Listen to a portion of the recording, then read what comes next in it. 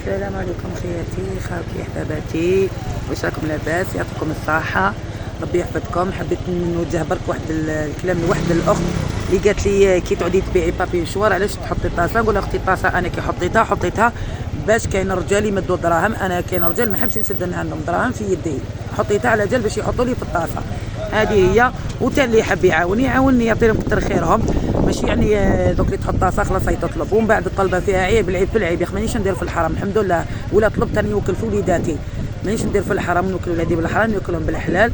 نقول لهم ربي يهديك، نقول اختي ربي يهديك. ان شاء الله ما نقولوا ان شاء الله القعده اللي قعدتها انا ان شاء الله ما نتمناها حتى لواحد، ما فيها والو. المراه اللي خرجت تخدم على وليداتها علاه، ولا خرجت تبيع الحمص علاه، ولا خرجت تبيع على وليداتها علاه. يا اخي واحد كيبيع ماهوش عيب يا اخي، رانا نديرو في الحلال ماناش نديرو في الحرام. نقول اختي ربي يهديك، تعليقات لك تعلقي لي فيهم والله غير ربي يهديك. انا ما راك زعزعتيني مني حتى حاجه، كونترير انا قد ما تزيدي انت تهضري قد ما تزيدي تطلعي لي في المعنويه تاعي. والحمد لله انا وليداتي نكبرهم بالحلال، الله لا يوكلني الحرام، وان شاء الله الحرام ان شاء الله ما يدخل داري. وكل ولادي بالحلال حتى يكبروا ويولوا رجال. انا هاملك ولادي وراهم راقدين، هم راقدين في استم طابي وراقدين، وجبتهم معايا والاخرين راهم يقراو، وراني كافحه لوليداتي. وهذه هي، ويعطيكم الصحه وربي يحفظكم. نقولها ربي يهدي.